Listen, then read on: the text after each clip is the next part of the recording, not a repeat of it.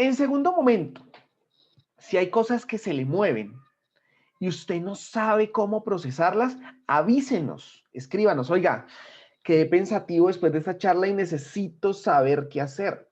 Necesito procesar esta información. Esto que me dijeron me quedó en el cerebro moviendo. Mire, díganos, por favor, se lo suplicamos, ¿sí? Nosotros le asignamos un acompañante para que hablen, para que compartan sobre el tema, para que lo puedan procesar. ¿Listo? Y tercero, si algo de lo que digo yo le escandaliza, tómela con calma. ¿Sí? A veces simplemente son intereses pedagógicos de la jocosidad, de los ejemplos, de sacar chiste, ¿sí? Por ahí yo tengo una profesora que dice que la letra con risa entra. Y yo creo que es una buena opción pedagógica, ¿no? Y es tomar los ejemplos coloquiales con los que cada uno sufre en su vida tradicional y poder procesarlos para el aprendizaje. Entonces, esto se los digo. Entonces, promesa, por favor, levante la mano el que sí acepta la promesa. Es, si esto se le mueve más de lo que usted se imagina, va a buscar un acompañante y nos va a decir, nosotros le vamos a asignar a alguien. Levante manitos, por favor. Y si no levanta manito, prenda camarita. El que no prenda camarita, ¿listo? Uy, mucha gente sin prender camarita. Manitos, camarita. Bien. Es importante que nos cuidemos, muy importante que nos cuidemos en todo este proceso. Acá vamos a necesitar purificar nuestra fe. ¿Bien? Y cuando hablo de purificar nuestra fe, no es, que, no es creer lo que David dice, porque yo no sé si eso sea un buen camino. ¿Sí? Purificar nuestra fe significa que usted empiece a ver, ¿sí? Y a experimentar en qué creer y en qué no creer. ¿Bien? Y frente a esto, quiero invitar a los facilitadores de apoyo. Ellos no se lo están esperando. Que nos cuenten cuando vieron este tema cómo les fue. Yo quiero que hagan una introducción sucinta y le digan a la gente, no lo que piensan hoy, ¿sí? O sea, no lo que piensan hoy de este tema, sino cuando ustedes tuvieron su segunda sesión y les tocó ver imaginarios de Dios o fetiches de Dios, que es el que manejamos hoy, ¿qué le pasó? Entonces, quien quiera contar, bienvenido o bienvenida. Bienvenida porque son casi todas mujeres. Aquí Edu Ramiro y yo somos, y bueno, y Eli somos los que representamos en lo masculino, pero de resto, mujeres mandan como en la iglesia. Así que hagámosle, ¿quién quiere? Yo hablo quiero. mucho. Ay, no. Bueno, dale, Sofía, dale. Laura. Bueno, después tú, Sofía. Nada, pues para mí esta charla en su momento, cuando la tuve, me movió mucho porque me confrontó como un esquema de creencias que tenía y me confrontó en por qué los creía más que todo. Y el hecho de enfrentarme con eso me hizo darme cuenta de muchas cosas que estaba evadiendo o llenando con esas creencias. Entonces fue la primera sesión, creo que es la mejor sesión para iniciar Montserrat. Así que nada, disfrútenla y tengan la mente muy abierta y el corazón muy abierto. Gracias, Lau. Sofi, contá. Eso fue hace muchos años. Todavía era ¿Era joven? universitaria. Era joven. Pero yo soy bien ñoña. Y me acuerdo que cuando la vi estaba como anotando todos los tipos de Dios que podría estar teniendo, los fetiches, mejor, de Dios que existían. Y yo, bueno, listo. Tal vez este aquí, pero ya no me identifico tanto con este, pero cuando tenía 11, juepucha, efectivamente este Dios era el que estaba dominando mi vida. Entonces sí creo que me puse en una actitud muy investigativa sobre el tema. Chévere. O sea, a vos te movió, te motivó a conocer más. ¿A alguien de los que estuvo acá le chocó esa charla? No sé. O Edu, Tefi, Silvi. Bueno, a mí tanto como que me haya chocado, no, a mí me generó fue muchísimas dudas, muchas preguntas sobre si este nuevo Dios que estaba conociendo era el verdadero, ¿no?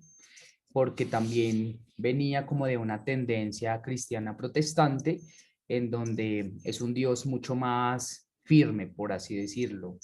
Es un Dios mucho más organizado, tiene todo bajo control. Bueno, en fin, Y conocer a este Dios me tranquilizó un poco la vida realmente. Pero también después de un tiempo me di cuenta que, digamos que esos fetiches no eran tan fácil de desvanecer o tan fácil de que ya no voy a dejar de creer en este Dios que me mostraron, sino que es un proceso, ¿no? Y pues hasta el sol de hoy vamos en ese proceso de esa reconstrucción de ese imaginario de Dios. Excelente, Edu. ¿Alguien más quiere decir algo de los facilitadores?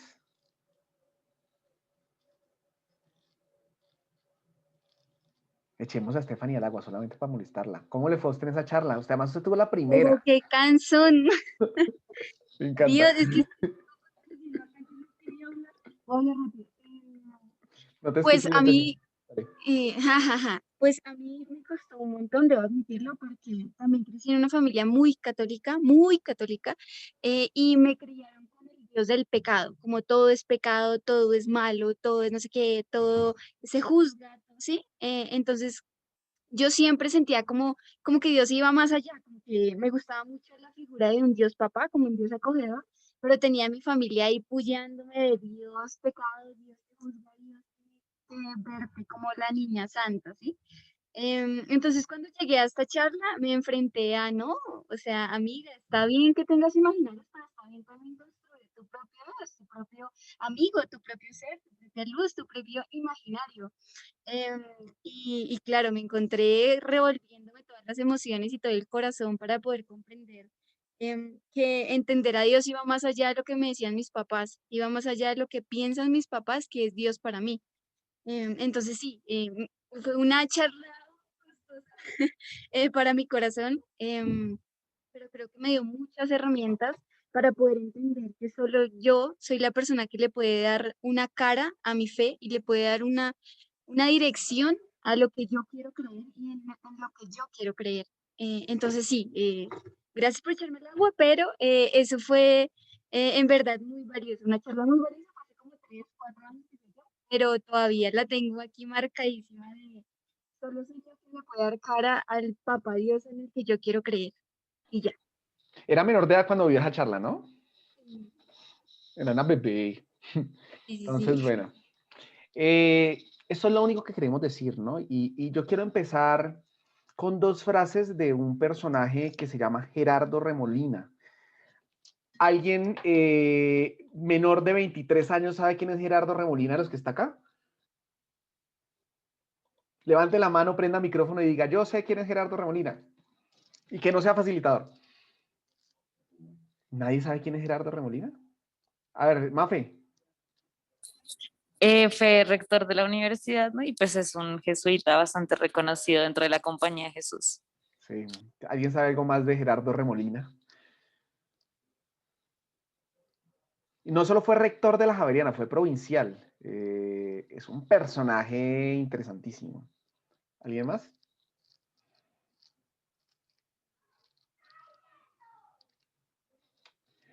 ¿Alguien, a Steffi fue la que le tocó hablar con Gerardo Remolina en testimonio? ¿O fue a Sofi? Mafe, ¿qué más sabes? ¿O la bajaste? Bueno, siempre en... Dale.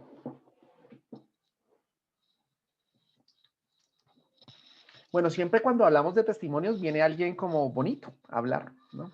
Una vez vino Gerardo. Gerardo es un jesuita, es un teólogo muy famoso. Fue rector de la Universidad Javeriana. Él cree mucho en el diálogo, ¿no? Hace muchos años, creo que ninguno estaba en la universidad, de los que está acá, vino el Dalai Lama a la Universidad Javeriana. ¿Ustedes sabían eso? Que el Dalai Lama estuvo en la universidad. Y fue una cosa preciosa. Yo estuve ahí sentado en primera línea. Luego les cuento esa historia, es bastante curiosa.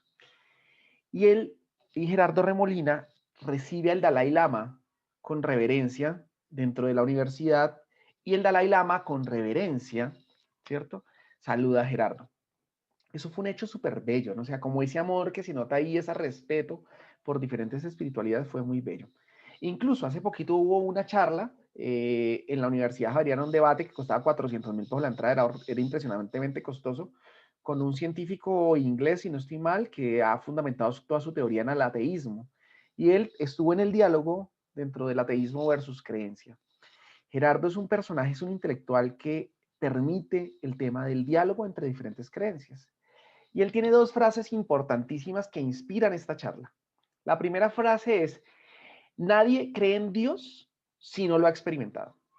Si usted cree en Dios, pero no ha tenido esa experiencia de Dios de decir como, "Ah, yo lo vi", muy seguramente usted lo que está creyendo es en algo que le contaron. ¿Sí? Y aquí ya empiezo duro. No hay nada más bello que conocer a Dios. Hay un poema muy bello que dice: no hay nada más bello que conocer a Dios, enamorarse profundamente de Él. Y luego termina y dice: enamórate y permanece en el amor. Eso lo definirá todo. Luego también les hablaré de ese personaje que se llama Pedro Arrupe. La segundo argumento y la segunda frase que vota Gerardo Remolina y que para mí es quizás iluminadora es, él dice: yo creo en el Dios de Jesús, en el resto de dioses me declaro ateo. Entonces yo creo como, hay demasiada profundidad en esa frase, ¿sí? Porque él lo que dice dentro de esa frase es: existen otros dioses, ¿sí? Pero yo no creo en ellos. Y los dioses, yo no sé si será el Dios real o no, ¿bien? Pero los dioses, cualquier persona puede crear un Dios, ¿sí? La pregunta es: ¿en qué Dios quiere creer usted? Porque han existido miles de dioses en la humanidad, ¿sí? ¿En qué Dios cree usted? ¿Sí? Yo personalmente creo que Jesús es la experiencia de Dios, pero también creo profundamente que la gente tiene la libertad de elegir. Yo acá no estoy imponiendo dioses. Y como tenemos la posibilidad de elegir porque Dios nos hizo libres, ¿sí? Es donde debemos empezar a esculcar qué dioses se han creado en el mundo y en qué dioses creo y en qué dioses no creo. Y hoy me voy a enfrentar a una teoría psicológica, ¿sí? Que lo que dice es: a partir de sus heridas y compulsiones, usted puede empezar a tender a crear ciertos dioses. Tenga cuidado, ¿sí? Este es un tema interesante. Entonces, bueno, vamos, terminada esta advertencia, que me parecía importante, vamos a empezar con la charla. ¿Hasta acá vamos bien? ¿Nadie se ha asustado todavía? ¿Sin problema? No los espanté, ¿siguen todos conectados? Alguien que me diga que nadie se haya desconectado, por favor. Y si no, búsquenlo y tráiganlo. Listo, vamos entonces. Bien, ¿se acuerda que le dije que existían muchos dioses?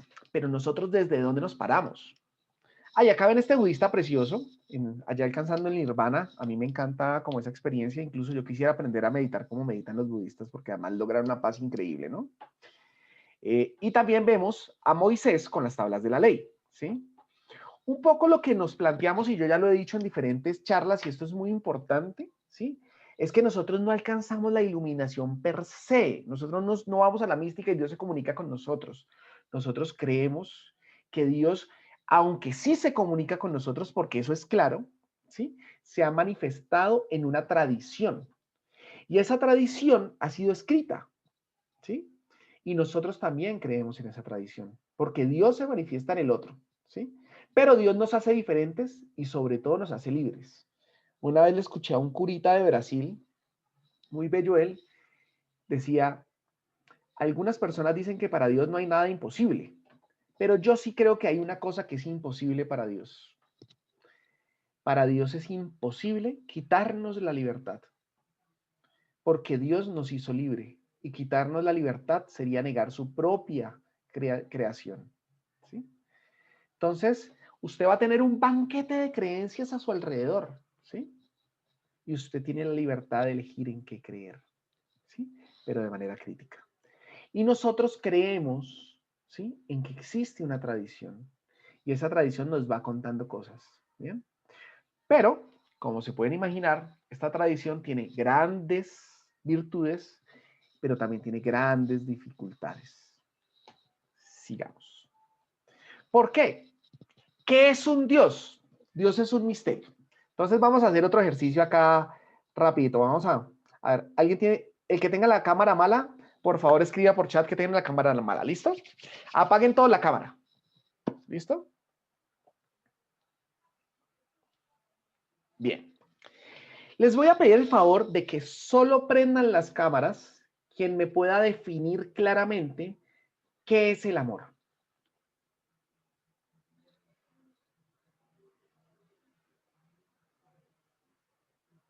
¿No me escuché? Ok, nadie prendió cámara.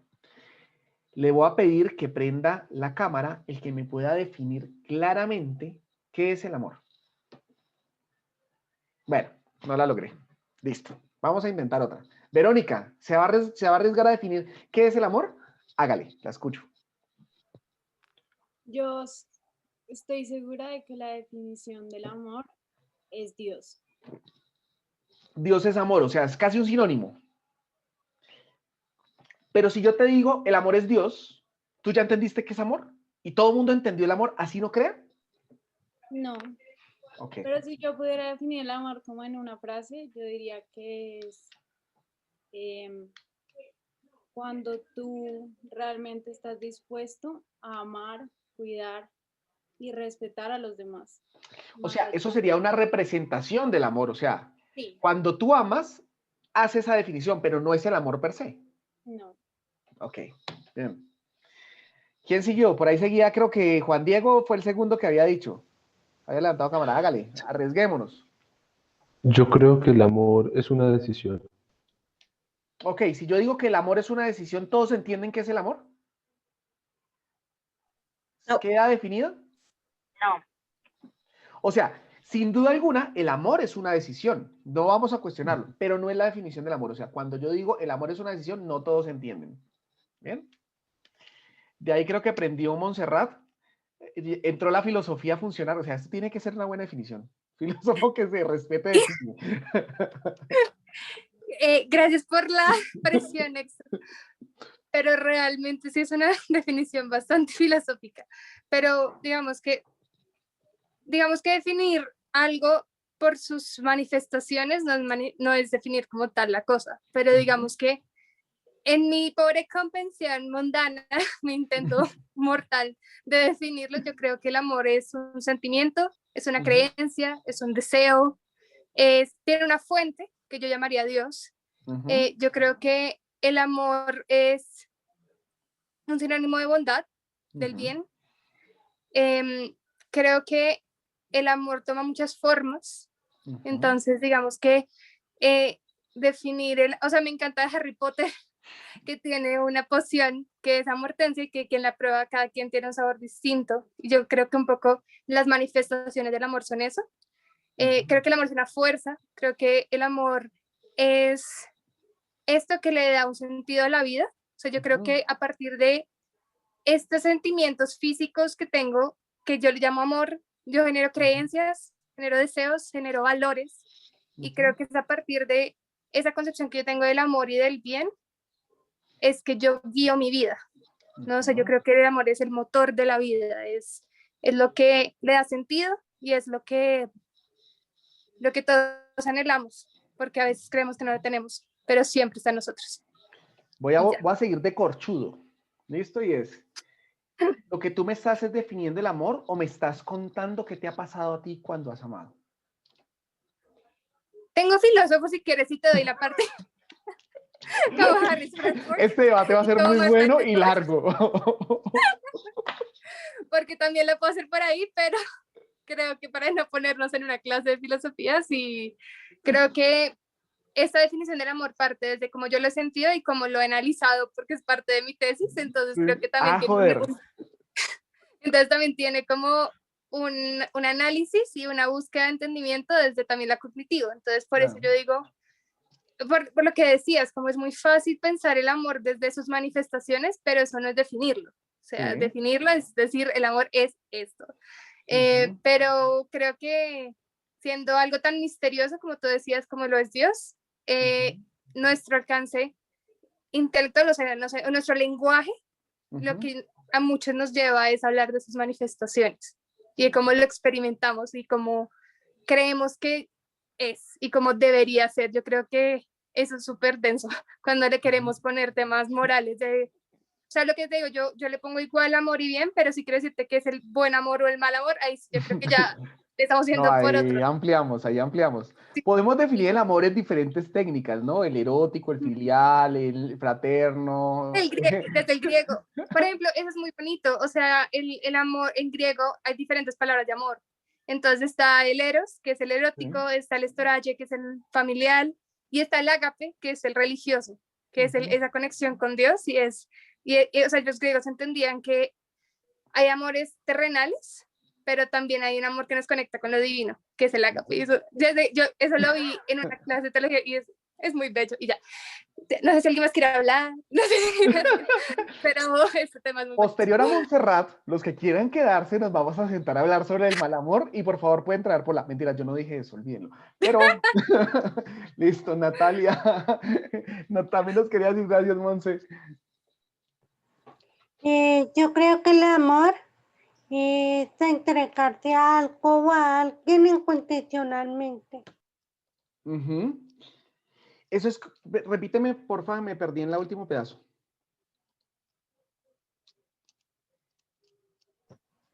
Yo creo que en el amor es entregarse a alguien o a algo incondicionalmente. O sea, cuando tú amas, te entregas incondicionalmente. También es una consecuencia. Digamos que miremos lo difícil y aquí nos podemos quedar horas definiendo qué es el amor. Pero voy a ponerles otra pregunta. Solo prendan la cámara aquellos que se han enamorado. Entendido el amor de diferentes formas. Amor filial, o sea, el amor a sus padres. Amor fraterno, el amor a sus hermanos. O amor erótico, el amor a la pareja. Prenda la cámara los que se han enamorado. Bueno, ya, o sea, hay más cámaras prendidas. Me dan ganas de decir, prenda la cámara que no se han enamorado, a ver si ahí sí la prenden. No, como eso, no. Venga, ¿sabe qué? Apaguen la cámara los que se enamoraron. ¿Listo? Apáguenla. Y los que no se han enamorado, préndanla. Nunca se han enamorado. Ana, ¿sientes que nunca te... No. ¿Y entonces los otros por qué no prendieron la cámara? Por favor, anoten quién no prende cámara, ¿no? Bien. Y les voy a poner otro ejemplo. ¿Listo? Este tema de explicar el amor es muy fácil. ¿Listo? Pero por favor, ¿alguien alguna vez prendan la cámara los que alguna vez han tenido una tusa?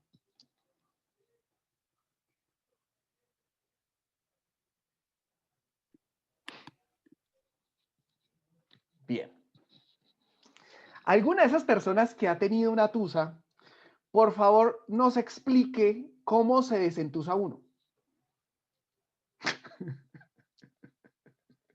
Uno no se desentusa nunca, no, eso solo el tiempo lo dice, eso nunca va a pasar. Escuchando Karol G, mentira. No, ¿Ah? ¿Cómo? escuchando Karol G. Ah, muy bien. ¿Cómo se desentusan? O sea, si usted tiene una amiga que llega llorando y le dice, estoy muy mal, ¿usted qué le dice para que esté bien? Entramos cerrando. Vean, es en serio. Cuente, Sofía, Mira, hágale, ya cuéntela.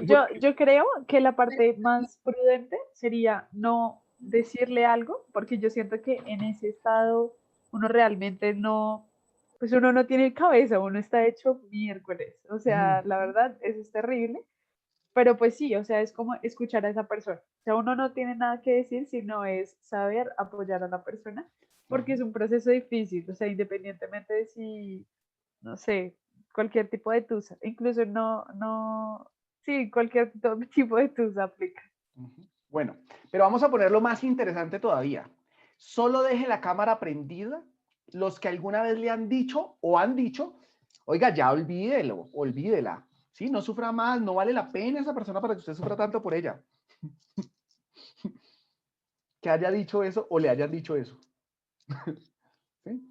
Y claro, y a uno cuando le dicen eso, pues uno dice, ah, pues cómo no se me había ocurrido, ¿no? Pues venga, hagámosle. ¿Sí?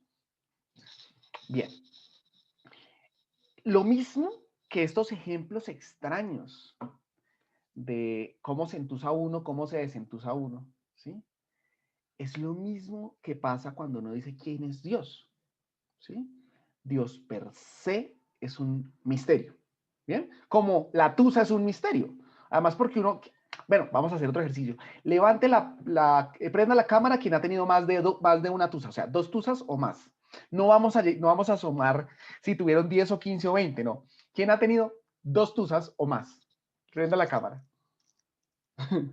A ver, Nikki, ¿han sido iguales o diferentes? Totalmente diferente. Ok, Valeria, ¿iguales o distintas? ¿Siguen las 2 vigentes? Porque usted dijo que ninguna se olvidaba. No, sí, sí, o sea, yo digo que no se olvida porque igual es una marca, es como una cicatriz y uno la puede tocar, pero ya no duele, por decirlo así. Sí. Pero sí, son totalmente distintas. Silvi, ¿muy parecida a las 2 tusas? No, para nada.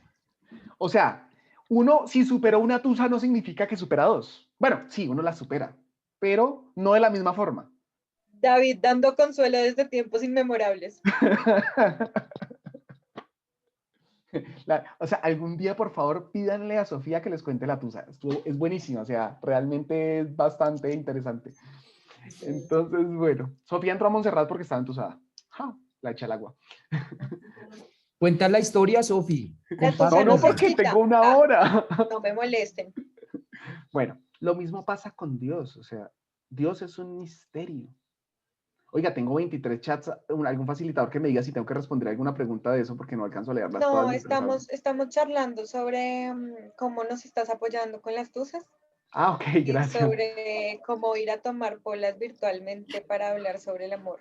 Bien, o sea, este video no lo puedo compartir, ya no lo tiramos porque no está apto. O sea, la universidad me pilla y me regaña.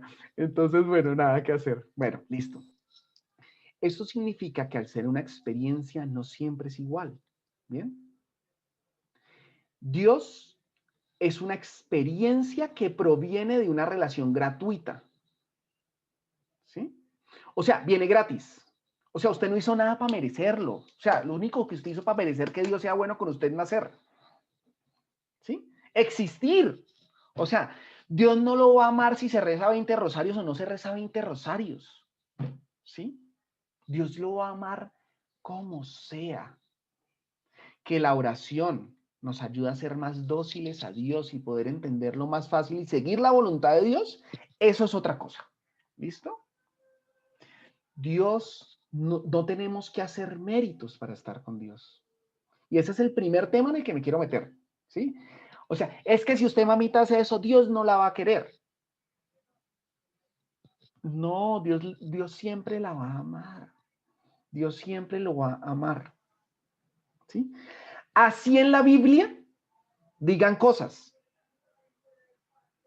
¿Sí? Y aquí no voy a meter en temas muy densos, pero lo voy a hacer. ¿Sí? Es que los borrachos van a ir al infierno para no meterme en otros temas, pero eso aparece. ¿Sí? No son dignos del reino de Dios. Pues ahí hacen advertencias. Pero así usted sea borracho, ¿sí? O borracha, Dios lo va a querer, pero lo va a llamar a la conversión. ¿Sí? Va a decir, venga, usemos el camino del bien. ¿Sí? O sea, yo a veces imagino a Dios viéndolos, bueno, viéndonos porque yo también hice temas que no vamos a hablar de eso, ¿listo? Yo también la he embarrado y la he embarrado mucho en la vida, ¿sí? Yo creo que Dios lo mira a uno como, ay, ¿cuándo va a aprender, papito? ¿Sí? Pero así como con ternura, lo mira a uno, ¿no? O sea, como, ¿otra vez? Como cuando usted mira a su amiga que está entusada y usted dice, ¿otra vez? Así. Pero uno lo mira a uno con cariño. ¿Bien? Dios no da el amor por merecimiento. Y Dios es una experiencia de amor gratuita. Usted no tiene que pagar por eso. ¿Listo? Pero es una experiencia que necesita ser limpiada constantemente. Me explico, usted tiene que entrar bien en eso. Es como si usted se mete en una relación de pareja, ¿sí? Y usted está con 1000 rollos en la cabeza de los 4 exnovios que no ha superado, ¿sí? Es muy difícil que esa relación funcione bien. Pero además sale con los 4 en simultáneo mientras intenta con un nuevo novio. O sea, eso no va a funcionar, ¿sí? Usted tiene que limpiar su cuerpo y su vida para poder ver más fácilmente a Dios. es un constante limpiar, ¿no? Y limpiar también es en reconocer en qué es lo que estoy creyendo y en qué es lo que no estoy creyendo, ¿no? Es como el ejemplo de un trasteo. O sea, si usted se va a cambiar de casa, usted lo primero que hace antes de meter el trasteo completo es limpiar la casa, ¿bien? O cuando va a llegar una visita que para usted es importante, usted limpia la casa, ¿sí? Lo mismo es con Dios. ¿Para qué hacemos esto? Para limpiar la casa, para entrar con un corazón más puro a esa experiencia de Dios. Y eso implica que al entrar con un corazón más puro a esa experiencia de Dios, lo que hacemos es tener una relación más fluida. ¿Listo? ¿Hasta ahí vamos claros? ¿Alguna pregunta?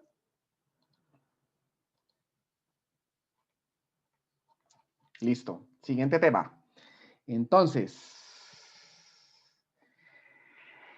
resulta que el nombre Dios en el mundo ha sido usado para muchas cosas, ¿sí? Yo me acuerdo que cuando mi mamá no quería que yo hiciera algo, ella me decía a veces, es que a Dios no le gustan esas cosas. Ahorita que estoy grande digo, ¿a Dios no le gustaban esas cosas o a mi mamá no le gustaban esas cosas? ¿Sí? Yo no sé, o sea, no quiero meterme en ese debate, ¿sí? Pero en esa lógica de merecimiento, ¿sí? Que nos han enseñado de chiquitos, ¿se acuerdan? Amor gratuito. Nos decían, haga esto para que Dios lo quiera, ¿sí? Y en torno a la palabra Dios se han generado demasiados imaginarios. O sea, casi todas las religiones hablan de Dios, pero a veces hay dioses que son muy distintos. Uno dice, ¿a lo bien? ¿Sí? Digamos que en filosofía Imón se nos puede dar todo un debate como para el post-reunión sobre los diferentes dioses existentes en la humanidad, ¿no? Pero resulta que todos esos imaginarios se generan propio de nuestra fragilidad humana. ¿Listo? Porque queremos decir cómo es Dios, qué es lo que hace Dios, cuándo lo hace Dios, y dar todo un montón de explicaciones racionales, porque estamos acostumbrados que en un mundo actual, de lo que no podemos dar cuenta de razón, no existe. Entonces, claro, dar cuenta de una experiencia hacia hasta el amor, que todos lo hemos sentido de alguna forma, es difícil dar cuenta, ¿sí? Imagínense frente a Dios, también es difícil dar cuenta. ¿Listo? Entonces, Dios se genera, o los falsos imaginarios de Dios se generan cuando tenemos dos tipos de niveles, o a nivel interno, ¿sí? Y es problemas que tenemos, pues yo no sé ustedes, pero yo sí he tenido un resto de problemas en la vida, ¿sí?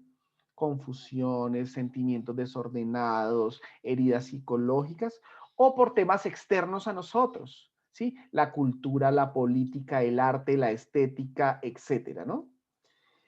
Nosotros en esta charla no le vamos a decir qué es un Dios o cuál es el Dios en el que usted tiene que creer.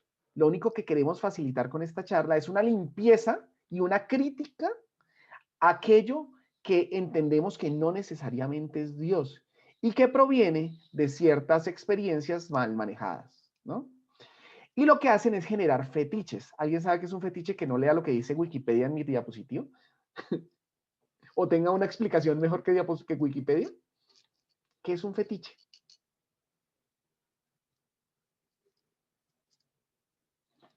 ¿Nadie? ¿Un apego? Sí, tiene mucho de apego. Tiene mucho de apego. ¿Sí? Miremos un poco esto, ¿no? Fetichismo es la devoción hacia objetos materiales a los que se ha denominado fetiches. El fetichismo es una forma de creencia o práctica religiosa en la cual se considera que ciertos objetos poseen poderes mágicos o sobrenaturales y que protegen al portador o a las personas con fuerzas sobrenaturales. Los amuletos también son considerados fetiches. Entonces, ¿qué significa esto? Que usted puede crear dioses, ¿sí? Y creer en ellos. Ay, todos tuvimos un amigo imaginario cuando chiquitos y era real, ¿sí? También funciona con los dioses. Usted puede crear dioses o tener una experiencia con un Dios verdadero. ¿Hasta aquí muy confuso? Digan que sí porque está confuso. Listo, sigamos. A nivel externo, la cultura, la política, la educación, las figuras paternales e incluso el mal uso de la Biblia genera imágenes de Dios. ¿Listo? La cultura. Todos necesitamos una forma de proceder y relacionarnos, ¿sí?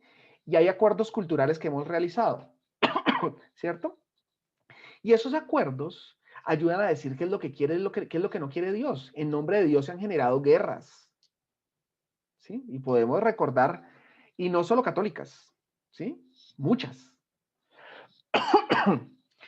La política, ¿sí? A veces se cree, por mucho tiempo se defendió que Dios quería que las monarquías existieran y el rey feudal se mantuviera, ¿sí? ¿Eso era Dios el que quería eso o eran los que interpretaban a Dios para poder manejar a la población? ¿Sí? En la educación, ese es un tema bien interesante, ¿no? Hay un meme buenísimo que dice que en los colegios católicos salimos ateos, pero sabiéndonos todos los hits de la misa. Porque nos intentan explicar muchas veces qué es Dios y qué no es Dios, y uno como que a veces como que no le crea eso, ¿no? Y a veces se vuelve pues yo no digo, además que nosotros estamos en un cambio cultural, ¿no? Pero entonces a veces se vuelve como una coerción el tema de Dios, o sea, para enseñar meto a Dios en la mitad y que eso me salga más fácil, ¿no? Incluso el mal uso de la Biblia. Supongamos, ustedes, venga, una pregunta, solo de curiosidad. Prendan la cámara los que creen que Dios, o sea, que la Biblia la escribieron seres humanos y los que creen que Dios escribió la Biblia a puño y letra. Por favor, prendan la cámara los que creen que la Biblia la escribieron seres humanos.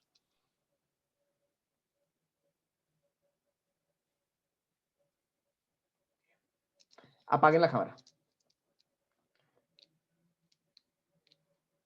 Prendan la cámara los que creen que Dios escribió a puño y letra el espacio. O sea, que hasta el mismo Jesús escribió el Evangelio.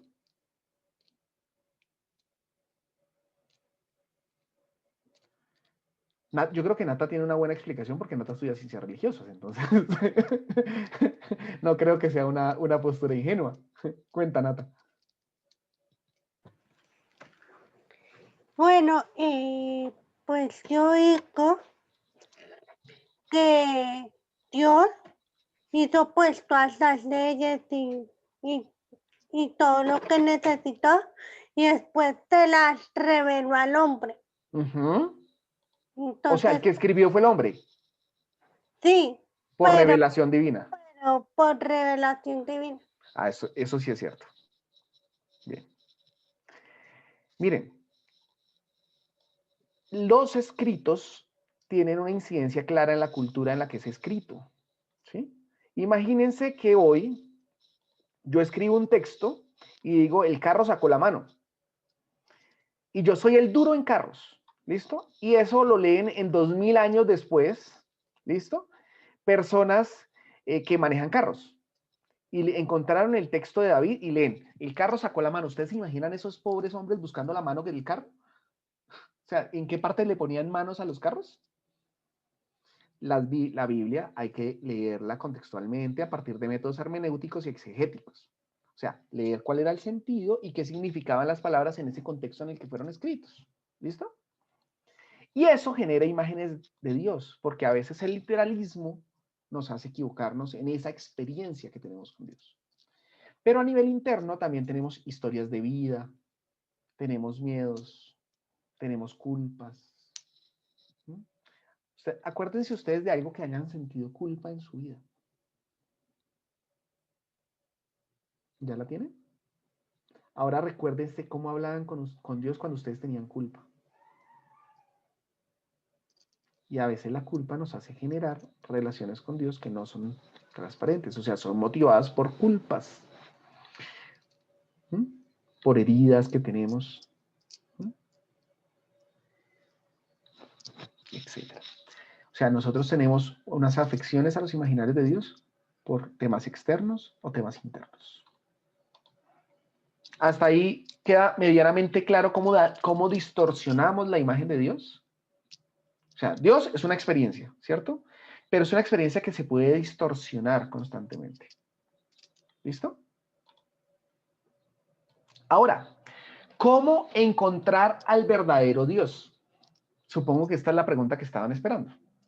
¿Listo?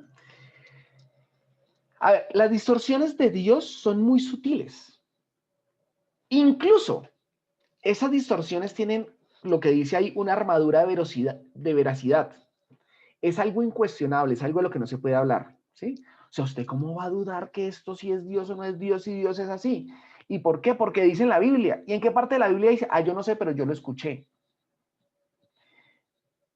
Ustedes saben, alguien que no sea teólogo, ¿sabe desde qué fecha se puede leer la Biblia?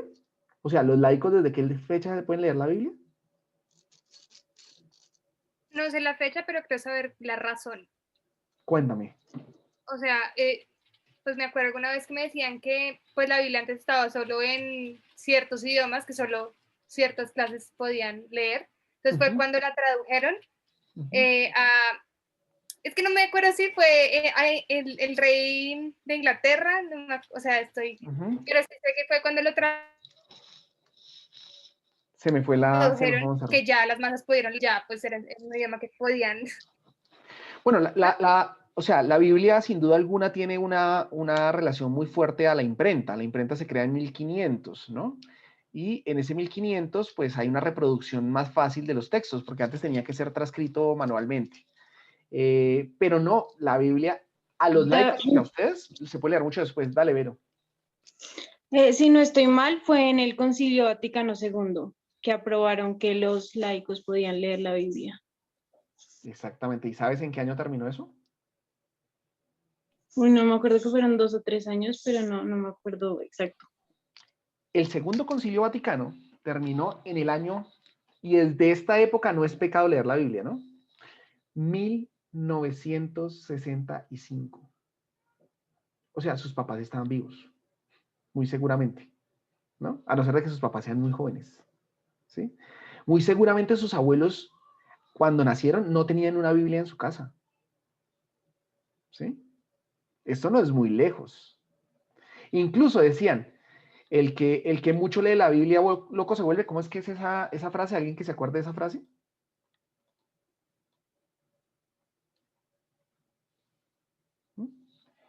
Entonces, ¿a qué voy con eso? Es que a veces ni siquiera es lo que decía en la Biblia, sino lo que decían las personas que dicen la Biblia, ¿ya? Y se presentan, y no se presentan de manera descarada, sino que se presentan de una manera oculta en nuestras entrañas de la personalidad, en nuestra historia, en nuestra forma de ver al mundo, en las figuras de admirarlo, incluso en nuestras mayores virtudes es donde se genera esa distorsión. Y cuando hablo de eso, no hablo de los temas políticos de los cuales ya hablé, sino a nivel interno también tenemos situaciones que tenemos que ir ordenando, ¿sí? Para poder encontrarnos con una experiencia de Dios. Entonces, entre más trabajemos en ordenar nuestros afectos, ¿sí? Más fácil podemos tener esa relación con Dios. ¿Qué significa esto? Que hay que trabajar a nivel personal para que esa relación con Dios sea mucho más transparente. No significa que si yo estoy vuelto nada no puedo tener una relación con Dios, eso es falso, no se imaginen eso. O sea, yo siempre puedo tener una relación bella con Dios. Bien. Y ahora les voy a pedir que entren a menti.com. Alguien, por favor, que escriba en el chat menti.com para que algunos de los facilitadores para que puedan entrar a esta página que yo les voy a poner. Listo. Y entren a menti.com y escriban, les va a pedir un código y escriban este código que está arriba. 9863330. Bien, menti.com, el código es 9866330. Y escriban 3 palabras que a usted lo definen como persona.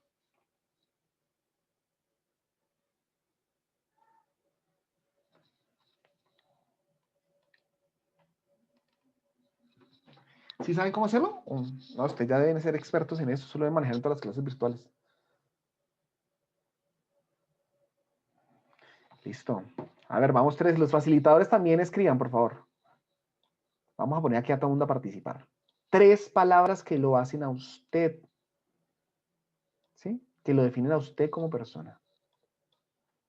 Responsable, alegre, reflexiva, entregada, servicial, risueña, mujer, carismática, honesta, sincero, amable, sensible, pregunta, liderazgo, compasiva, espiritual, cariñosa, entregada, servicial, sincero, empático,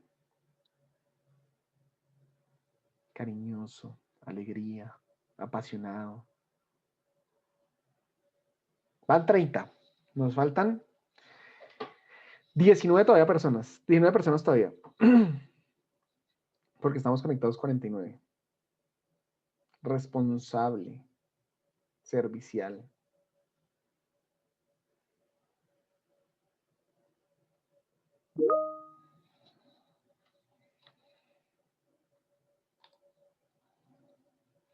¿Listo? 41. Uy, qué buena participación.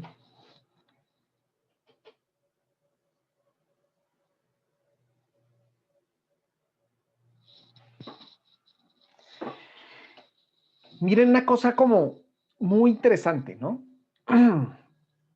Dios nos crea profundamente diversos, ¿sí? Y en esa diversidad es donde Él se manifiesta. Pero miren las palabras que más se resaltan, ¿no? Responsabilidad, servicial, entrega y alegría. Si uno pudiera definir la experiencia de Dios en pocas palabras, seguramente saldría eso, ¿no? La alegría profunda de recibir la experiencia de Dios, ¿sí? Que nos lleva a esa entrega que sin duda alguna es servicio de una manera responsable. El que vive con Dios, ¿sí? El que tiene experiencia de Dios, ¿sí? Es común, ¿sí? Que siente una profunda alegría, ¿sí? Y que se ha enviado a hacer el bien. Y sin duda alguna eso es parte de la responsabilidad, el servicio y la entrega. ¿Sí ven cómo nos vamos encontrando en una lógica de Dios bien bella? Ahí hay cosas interesantes. Vamos a ir a la siguiente pregunta, ¿listo? ¿Están listos para eso? Acá vamos. Pero nosotros, a pesar de obtener tantas bondades, también tenemos miedos. Si tú tuvieras que elegir un miedo, ¿cuál sería el que más fuerte te da? ¿A que te juzguen?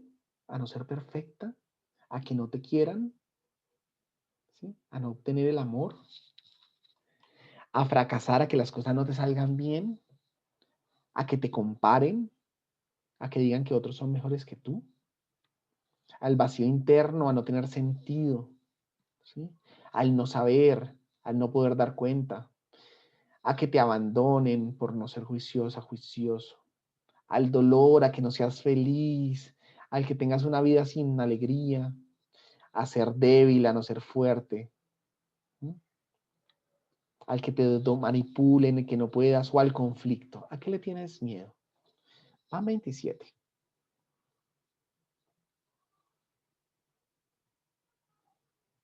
Sigamos, a ver, ¿a qué le tienen miedo? Bueno, vamos ganando con al vacío interno, a fracasar, al dolor, a que me abandonen, a la comparación. Uy, nadie le tiene miedo a la comparación ni al conflicto. Ajá. Lo puedo dudar.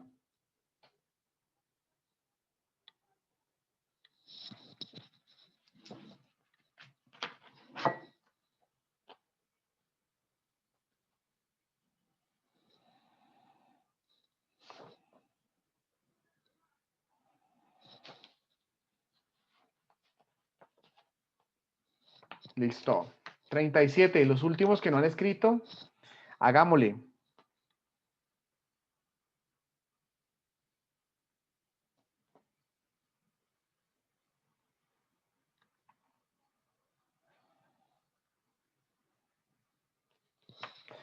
Bueno, entonces,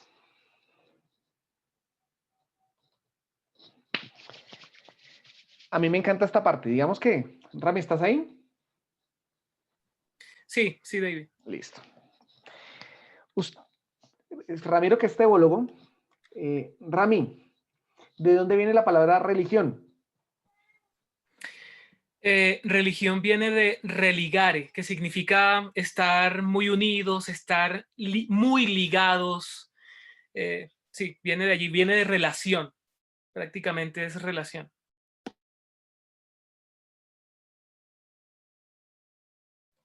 ¿Y eso para qué nos sirve?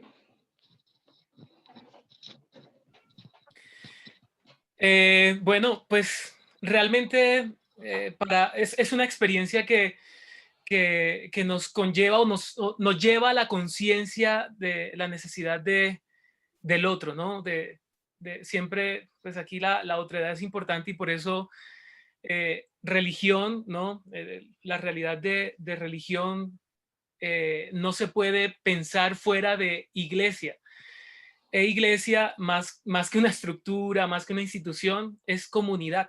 Entonces, nos lleva siempre a eso, ¿no? Cuando hablamos de religión, siempre nos lleva a pensarnos en relación. Y religión no solamente tiende a pensarnos precisamente en lo, no sé, inmersos en una realidad de opción eclesial, ¿no? Religiosa, de religiosidad, como la conocemos, sino que también nos lleva a pensarnos a lo que nosotros podemos crear junto a una persona sin que en la mitad esté una opción de tipo precisamente religioso, ¿no? Es decir, las relaciones que construimos con los amigos, ¿no? Con los amigos de la universidad, los amigos del barrio, la relación que construimos en familia, de alguna forma también es una experiencia religiosa. Solo que lógicamente, esta palabra está unida a lo espiritual, pero también eso es una experiencia religiosa que de alguna forma también es espiritual. Miren esto tan bello y tan profundo. A ver, vamos a ir al anterior. Juntos nos encontramos con este universo de virtudes, ¿sí? Pero juntos nos encontramos con este universo, por así decirlo, de pies cojos, ¿no? Una forma de encontrar y hallar a Dios es unirme con otros, ¿sí? ¿Para qué? Para que en ese caminar chueco de todos vamos encontrando el camino de Dios. ¿Listo? Esa es una de las formas más bellas. Comunitariamente es donde Dios se manifiesta. La comunidad es un lugar privilegiado para el encuentro con Dios. Porque no solamente nos vamos a guiar por este miedo del vacío interno que está súper taquillero dentro de este grupo, ¿no? Curiosamente en el grupo anterior ese miedo no apareció. ¿Listo? No solamente en el miedo a que me juzguen, yo genero imágenes de Dios, sino que con todas estas fortalezas y debilidades nos encontramos, ¿sí? Para hablar de una experiencia trascendente. Y ahí puedo identificar que es Dios. Como cuando usted está teniendo una relación, ¿cierto? Usted se da cuenta si ama o no ama. Cuando usted se encuentra con Dios, usted se da cuenta si fue Dios o no fue Dios. Y esos son temas valiosos. Entonces ahora nos vamos a ir a conocer diferentes tipos de relación con Dios según los miedos que vamos teniendo. ¿Listo? Quito el sonido.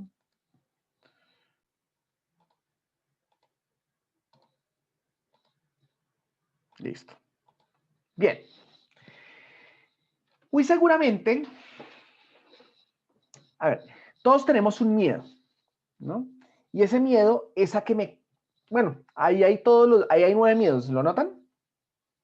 Y están muy bien numerados, todos tienen el número 1. Y eso no es un error, eso es diseñado así, porque hacen parte de unas estructuras de personalidad. Entonces, para no poner esos números y para que entendamos que todos son primero para cada uno, podemos entenderlo, ¿no? Nosotros tenemos una historia muy extraña, ¿no? Y es que nosotros tenemos miedos, o sea, hay cosas que a nosotros nos generan mucho miedo. ¿Y nosotros qué es lo que hacemos cuando tenemos miedo? A ver, alguien que diga, cuando usted tiene miedo, ¿qué hace? Correr.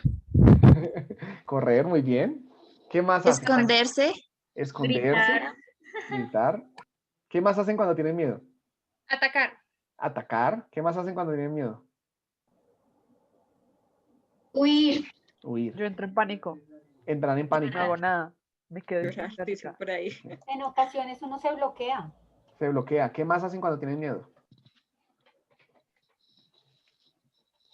Lo que dice Sofía, paralizarse. Bien. Hay una diferencia entre miedo y pánico, ¿no? ¿Sí la entienden? O sea, el pánico es un miedo muy extremo, casi en nivel de supervivencia. ¿Sí? Ejemplo, si a usted le sacan un revólver, se lo ponen en la cabeza y es Pablo Escobar, usted le da pánico. Usted se va a orinar en los pantalones. ¿Sí? Diferente a miedo. Miedo es como esa cosita que uno tiene como que... ¿Qué es lo que hace uno cuando tiene miedo? ¿Y para qué sirve todo eso? ¿Para qué sirve correr? ¿Para qué sirve quedarse paralizado? ¿Para qué sirve todo eso? Para protegerse del ataque. O sea, ¿para qué sirve atacar? ¿Sí? Es para protegerse. O sea, usted tiene una herida acá. O sea, ¿alguna vez se han cortado muy fuertemente y durante todo el día se protegen para que no se peguen en la herida que les está doliendo mucho? ¿Les ha pasado? ¿Sí? ¿Y qué les pasa cuando se protegen? Se pega uno. Sí.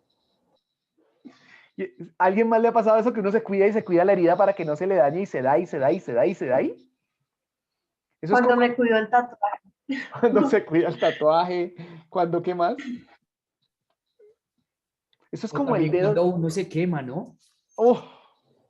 Que todo el mundo ahí sí lo abraza, lo apechicha. Sí. Y uno ahí en la espalda y todo, pa, qué bien. Sobre todo para los que somos muy blancos, como Edu y yo. Cuando uno tiene un miedo a algo, como cuando tiene una herida que le duele, uno se la intenta cuidar para que nadie se la toque ni se la dañe. Entonces, ¿qué es lo que hace uno? Genera comportamientos compulsivos, o sea, algo muy repetitivo para que algo no pase. Casi exagerado, ¿no? Como no me la tocan, no me la tocan, no me la tocan. O nadie me abrace, nadie me toque, nada, ¿sí? ¿Y qué pasa? Confirma el miedo. ¿Usted no les ha pasado que uno siempre como que cae en el mismo lado?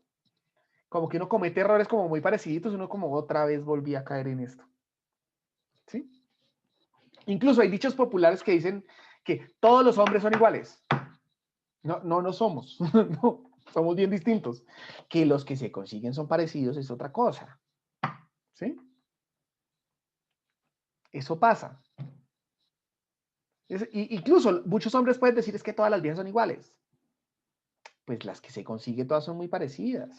Y es porque usted tiene un miedo a algo y usted genera un comportamiento compulsivo para que no le confirmen ese miedo y le pasa. Entonces, para los que tienen miedo a que los condonen, critiquen y juzguen, ¿hay alguna pregunta en el chat importante o es... Ah, no, es el tema, listo. ¿Qué es lo que buscan esas personas o cuál es su compulsión para que no lo ataquen? Lo que hacen es condenar primero. Son personas que son muy perfeccionistas, o sea, les gusta hacer las cosas con un nivel de detalle muy alto, ¿sí? Están pendientes de los otros porque además ustedes lo hacen mejor que ellos, ¿sí? Entonces, si se critica primero, pues a mí no me van a criticar. Esa es la compulsión. Y siempre funciona mal, ¿sí? Como todas, ¿bien? Hay gente que tiene miedo a que no la quieran, ¿bien? Y esas personas normalmente son muy entregadas al servicio, casi compulsivamente, porque sienten que si sirven a las personas y la vida es el servicio y la vida es el servicio y complacen a esas personas, los van a querer más. Son personas que les cuestan decir no, se vuelven muy celosas, ¿sí? Se apegan a las personas muy fuertemente. ¿Qué es lo que se está buscando con esos comportamientos? Que me quieran. Pero muchas veces lo que sucede es que la persona siente un vacío porque considera que no la quieren. A fracasar o a fallar en llenar las expectativas es otro miedo, ¿no? Estas personas se ponen metas, buscan tener logros, tienen cronogramas para todos, tienen nuevos sueños que conquistar, viven preguntando cómo deben hacer las cosas para que salgan tal cual como fue diseñado, ¿sí? Porque no quieren cometer errores. Son personas que se fijan mucho en la imagen, o sea, estas personas no salen de su casa sin estar bien peinadas, ¿sí? Los calvitos no lo logramos tan fácil. ¿Mm? Buscan el control, como dice Monse ahí. ¿Mm? Estas personas siempre buscan caer bien parados. Siguiente. Miedo a la compasión, a la comparación. ¿Sí? Estas personas suelen ser artistas, ¿no? Son personas excéntricas que no quieren ser igual al resto del mundo. ¿sí? Quieren sentir que construyeron de manera auténtica. Quieren sentir que su individualidad es importante y la reafirman, se sienten un ser único, ¿sí? Es más, normalmente la gente siente, ellos sienten que no los comprenden, que no respetan la originalidad, ¿sí? Y la manera de hacer las cosas. ¿Sí? Y a veces incluso terminan siendo muy parecidos, a pesar de que quieren ser diferentes, a otro nicho diferente de personas que quieren ser diferentes. Otro miedo, miedo al vacío interno. Son estas personas que se enfrentan muy fuertemente al conocimiento. Se sienten que tienen que saberlo todo. Son coleccionistas, son como buscan y buscan y buscan el conocimiento. O sea, no son capaces de sentirse sin una explicación para todo. Tienen respuesta por si acaso. Y son como personas muy intelectuales, casi ratoncitos de laboratorio. ¿Sí? Como tienen que dar explicación a todo, porque si no pueden dar explicación a todo y no tienen todo controlado, les da pavor. A otras personas, y ese es otro miedo, vayan chuleando a ver cuáles le dan o cuáles no les da, es a quedar abandonado, atrás o fuera del grupo. Hay gente que siente miedo a que los rechacen, ¿sí? A que los abandonen, a que los saquen del grupo. Y son personas muy cumplidoras de la ley. Para ellos la norma es lo más importante, ¿no? Estas personas buscan siempre ser juiciosas, ordenadas, cumplir la ley, les cuesta salirse de lo establecido, imitan a la autoridad, le tienen mucho miedo al cambio. O sea, si usted es de las personas que cuando va a iniciar algo nuevo siente muchísimo miedo, pero muchísimo, y siente que no va a que va a fracasar y no va a poder, por ahí hay algo, ¿no? ¿Cuál más hay? Miedo al dolor. Entonces, ¿qué es lo que hacemos estas personas? Ay, perdón, ups, me eché el agua. Buscamos gozar la vida, siempre tenemos un chiste para todo, queremos caerle bien a todo el mundo, ¿sí? El placer, queremos ser el chico chévere, tenemos un mejor amigo cada cuadra, cada vez que yo salgo, mi esposa me dice, ¿y ya encontraste un nuevo mejor amigo? Entonces me molesta. No se complica con nada ni con nadie, no quiere que la vida se le enrede porque eso genera sufrimiento, ¿sí? Siempre busca lo positivo a todo. Y eso también trae sus temas de Dios. Otro miedo, a mostrar mi ternura y mi debilidad, ¿no? Utiliza el poder, la fuerza. Ellos son como rinocerontes que comen flores, ¿sí? Se alimentan, o sea, su dieta son florecitas. Y es porque adentro hay mucha debilidad, ¿sí? Pero también porque a veces abusan de los débiles. O sea, los débiles son para dos cosas. Uno, para que yo los proteja, ¿sí? O dos, para yo atacarlos. O sea, ¿están conmigo o están contra mí? Son personas muy fuertes, ¿sí? Tienen mucho liderazgo. No suelen mostrar sentimientos exceptuando la rabia. Son personas que la rabia se les nota muy fácilmente, pero la ternura no. Es frío, calculador, fuerte. ¿Bien? Y el último es el miedo al conflicto. Estas personas son pacifistas, les da miedo decir qué va a pensar las personas, de pronto las disgusto con esta opinión, más bien llevemos el asunto en paz, traguémonos cosas para que esto no se genere un ambiente harto, buscan la unión a todo, le huye a los problemas, no cuestiona, evita la discordia. La frase típica de ellos es, para pelear se necesitan dos, y yo no voy a entrar en la pelea. ¿Usted ya identificó más o menos cuáles son los que más le pegan? ¿Todos tienen claro cuáles son los 3 miedos como que más le resuenan en su vida? Piensa en 3.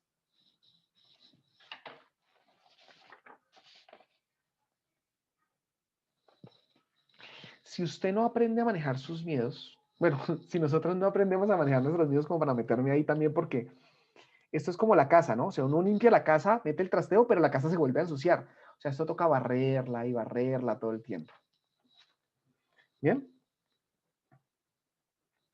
Esos miedos y esas compulsiones a veces lo que hacen es crear dioses que te protegen de esos miedos y esas compulsiones. Tiene sentido, ¿no? O sea, si uno tiene un miedo, una compulsión, un temor, uno busca un Dios, ¿sí? Que le ayude a sobrevivir a esas dificultades que uno tiene. ¿Bien? Y ahora les voy a pedir que entren otra vez a Menti, pero vamos a usar un código diferente. Perdón un momentito.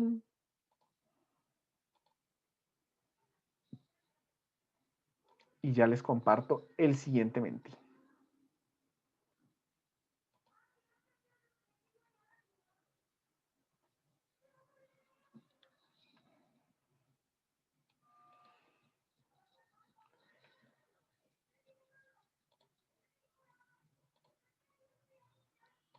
Listo.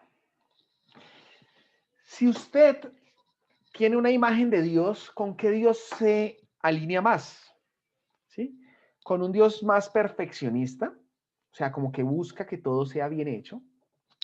Un Dios del sacrificio, o sea, que te pide todo el día que te entregues y lo des todo y para los demás, de último tú, ¿sí? Un Dios que es negociante, o sea, como, oiga, Dios, yo hago esto, yo me rezo 3 rosarios en la mañana, a las 6 de la mañana, y usted me ayuda con este temita. Un Dios intimista que solo es mío, para mí, nadie más tiene que ver con él, ¿sí? Un Dios que no te cuestiona nada, un Dios que todo lo que tú quieras está bien, como plastilina, ¿no? Tú lo amoldas a lo que vas necesitando. Un Dios juez implacable que si cometes un error lo vas a tener que pagar y eso fue pecado. Un Dios del disfrute que lo único que te pide en la vida es que la pases bien y vivas feliz. No importa si algo sale mal, pero tú sigue feliz. Un Dios todopoderoso que todo lo sabe, todo lo puede. ¿Sí? Si existiera un Dios, ¿con cuál Dios te relacionas más de esos? Entonces vayan escribiendo ahí con cuál Dios se relacionan más.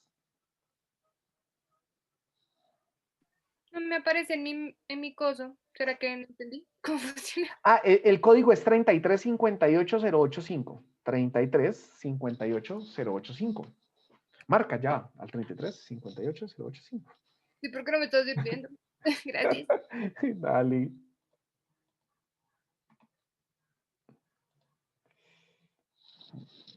Había pichado mal el número. 3358085. Manda un mensaje.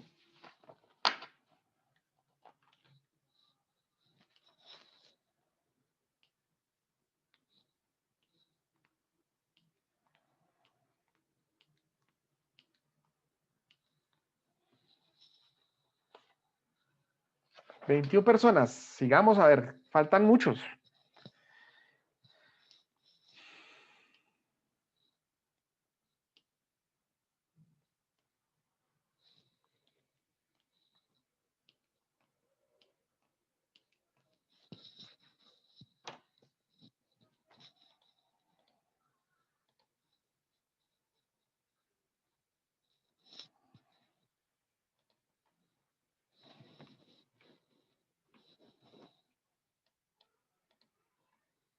¿Listo? 28. Oiga, venga. Entren a menti.com. Tenemos 49 personas y solamente 32 han respondido. Entren menti.com, www.menti.com, ¿sí? Y con el código 3358085 digan cuál es el Dios con el que ustedes más se relacionan. Pueden entrar desde el celular a donde ustedes consideren.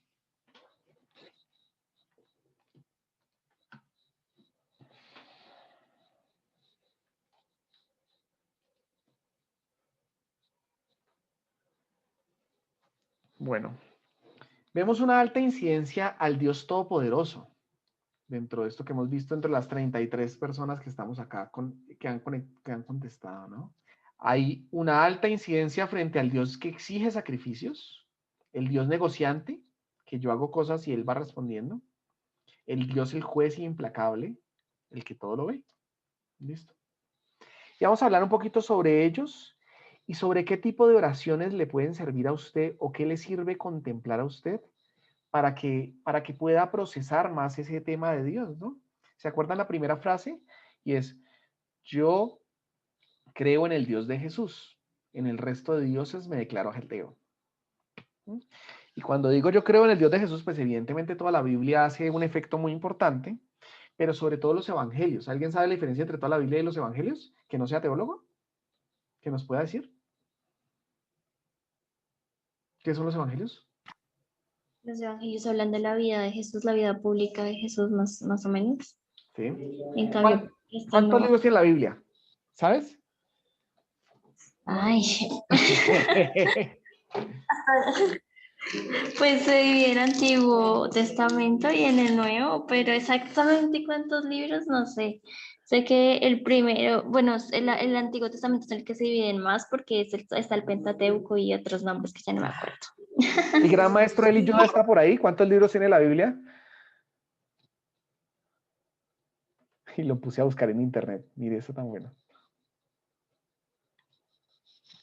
Rami, ¿cuántos libros tiene la Biblia?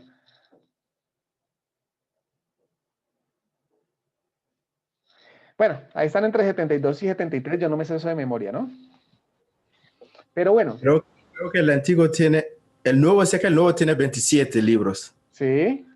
Y el antiguo creo que tiene como 30 y algo, 38 o 39. Bueno, son muchos libros. ¿Y cuántos son los evangelios? 73 la Biblia católica. 73 la Biblia católica. ¿Y cuántos Señor, evangelios 60. hay? ¿63? Cuatro evangelios. 4 evangelios. Uno. ¿Cuál es uno? No, La los vida de evangelios Jesús. cada evangelista tiene Uno. un evangelio. Es un evangelio. Él Pero dice, ¿cuántos libros de evangelios hay? ¿Quién dijo uno? ¿Quién dijo uno? Yo. ¿Quién es yo? Verónica. Sí. Aplauso para Verónica, excelente. Eso es Yo una de las también clases- digo esa que es una de uno. las clases que yo doy y en lo que insisto. Muy bien, excelente, Verónica. Bueno, entonces el evangelio de Marcos, Mateo, Lucas y Juan. entonces David, modifica tu ¿Cuántas pregunta versiones de porque tu evangelio pregunta hay? está clara y la respuesta de ella también. Ambas cosas están claras. Muy bien. Entonces, ¿Cuántas creo que versiones de puedes evangelio? modificar tu pregunta, pero ambas son valederas. Sí, está muy bien. No, a mí me gusta el debate, eso no hay problema. Todos no tienen que pensar como yo, los aseguro. Además, no es tan chévere. Entonces, hay 4 versiones de evangelio, ¿sí? Sobre la vida de Jesús. Mateo, Marcos, Juan, Lucas. ¿Bien? ¿Cómo saber si es un evangelio en la misa? Pues porque le tocó pararse antes de que lo lean. ¿Listo? Primera lectura, segunda lectura, pues no. Entonces, cuando llega el evangelio, hacen un canto. Normalmente Ramiro sale con una voz espectacular y uno se para el evangelio. El evangelio cuenta la vida de Jesús. Y el evangelio, ¿sí?, nos ayuda a ir limpiando esas experiencias de Dios. Y ahí les voy a decir, no se las puse en la presentación para que les voy a decir qué es lo que tienen que buscar y ustedes tienen que ir a la Biblia y leerlo. ¿Listo? ¿Les parece bien? Solo para ponerlos a trabajar. Muy bien. Si usted tiene una imagen de Dios perfeccionista que condena a los imperfectos y se vuelve implacable, es bueno que miremos un poco la lógica de este Dios alegre y misericordioso, ¿sí? Ese Dios que celebra el perdón, que perdona 70 veces 7, ¿sí? Que le interesa nuestro corazón y no tanto nuestras acciones. Ese Dios que pide amor, no perfección. Si usted siente que Dios le pide ser perfecto, sienta que Dios le pide ser amoroso. Miren esto, Lucas 15, del 11 al 22. Lucas 15, del 11 al 22. Bien. Segundo, si usted tiene ese Dios del sacrificio, de entregarte sin pensarlo, ¿sí?, de tener que ser servicial para que te quieran y ganarte el amor de todo el mundo a todo, piensa en ese Dios del amor incondicional. El que nos quiere por lo que somos, no por lo que hacemos. El Dios que nos ha querido aún cuando las cosas salían mal, cuando éramos pecadores. ¿Listo? Busque, este no es del Evangelio, pero esta es una cita muy bonita. Romanos 5, versículo número 8. ¿Hay alguna pregunta importante de los chats? ¿Alguien que me ayude? ¿Que me haya saltado? No, David, tranquilo. Listo, bien, perfecto. Si usted tiene esa lógica de Dios mercantilista y negociante, muy seguramente porque tiene miedo a fracasar, a fallar, a no llevar las cosas según las expectativas, busque ese Dios de gratuidad del que habla la Biblia, ¿no? Ese que dice que todo es gratuito, no se compra con nada, no se vende con nada. Todo Él, todo en Él es regalo. Busque Marcos 10:45. Si usted tiene ese Dios intimista solo para usted, ¿bien? Porque tiene miedo a la comparación un poco. Busca el Dios del reino en el proyecto suyo con la humanidad. Proyecto que implica paz, justicia, solidaridad, igualdad, respeto, siempre privilegiando el bien común. Es un Dios que se encarna en cada uno, pero sigue siendo radicalmente el otro. Dios está en el otro. Busque Mateo 25, del 31 al 46. Oiga, ya aparezco ahí todo, dando todo el tiempo versículos. Pero me gusta. Si usted tiene esa experiencia del vacío interno, el miedo al vacío interno, y siente que Dios es manipulable, la magia, la nueva era, ¿sí? Péguese a ese Dios de Jesús en el que se dice que Dios experimenta, se conoce y se comprende solo desde el encuentro íntimo con Jesús. Juan 14, del 8 al 9.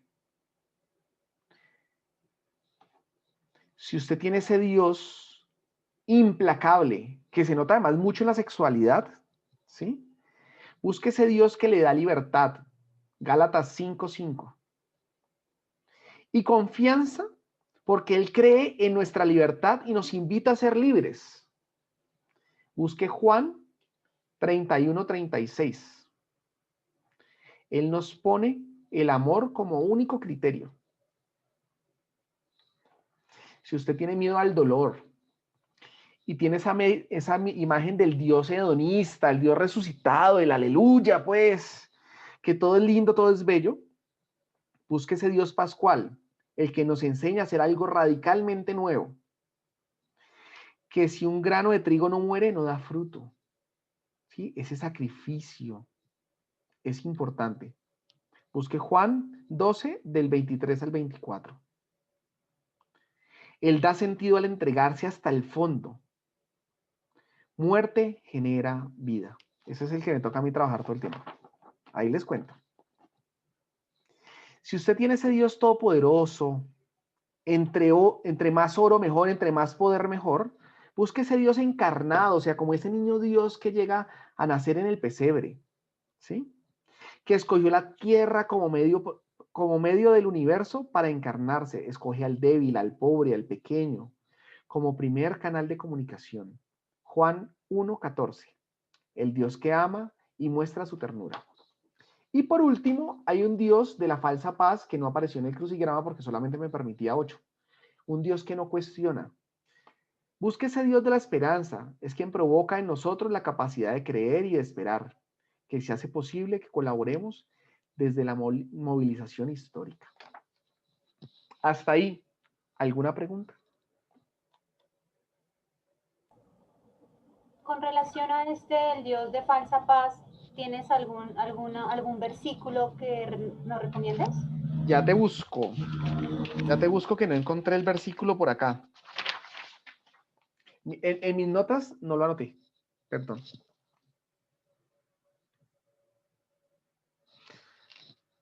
Pero me quedo con la tarea, ¿listo?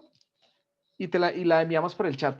Vale. Eli, tú que eres el súper duro en temas de Biblia, ¿me ayudas con eso? Un Dios, ese Jesús de la esperanza, el que provoca en nosotros capacidad de creer y de esperar. Está bien, yo busco. Viejo Eli. Entonces, bueno, hasta ahí, ¿cómo vamos? ¿Preguntas? ¿Alguien quedó traumatizado? ¿Alguien necesita acompañamiento? Me lo pueden Cuando escribir uno por internet. observa que, o sea, lo que pasa es que para contestar toca ser muy concreto, ¿no? Me voy por el Dios tal. Pero Sí. cuando te das cuenta que de pronto vas como descubriendo que hay como muchas cositas, o sea, es como si el Dios grande fuera un pedacito de distintas cosas. ¿Cómo empiezas como a darle un sentido diferente? Porque de pronto, según la situación, puede ser que te estés inclinando más a un lado que al otro y entonces lo terminas volviendo como un Dios bombero, o sea, como según mi urgencia o según lo que yo esté viviendo voy para allá o voy para otro lado. Entonces, como, si bien es cierto, sé que no puede ser un total equilibrio porque tampoco las relaciones humanas pueden serlo, cómo tratar de encontrarle un poco de mayor sentido y no de pronto que uno se incline más hacia un lado o hacia el otro y tienda a perder la esperanza o a convertirse como en un payaso lleno de alegría, sino siendo realmente como consciente de que pues la vida siempre te exige confrontaciones todo el tiempo, ¿no? Cada día tiene una lucha diferente, aunque estemos sumergidos en una misma situación.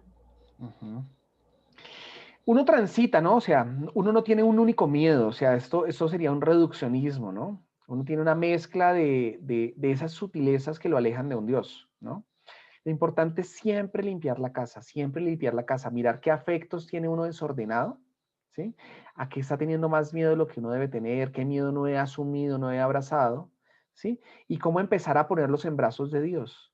Dios en la oración nos ayuda mucho. Para quienes quieran, les voy a mandar una oración ahorita al WhatsApp, ¿sí? Para que la puedan hacer como preparación y puedan contemplar un poco más esos dioses. ¿Les parece bien, Nikki? ¿Te gusta la idea? Sí, David, muchísimas gracias. Súper, me alegra. Entonces, bueno, hasta aquí iría la charla, puntualmente. Les voy a poner entonces con una canción, voy a repetir otra vez la canción de la imagen de Jesús, ¿sí? Y ya nos van a mandar a los grupos. Una pregunta, Tefi, ¿los grupos ya están abiertos? ¿Los puedo mandar de una al grupo? Yo los tengo que mandar, pero ya están organizados y ya son Perfecto. listos para entrar. Entonces vamos a grupo de una vez, démonos 3 minutos, o sea, son las 5:38. Nos vemos a las 5:40 en grupos pequeños. ¿Listo? Vamos a darnos 2 minutos, vamos a pararnos, vamos a ir al baño, tomamos agüita y volvemos otra vez. ¿Les parece bien? Y ya vamos a entrar a grupos. Entonces, listo, hagamos eso.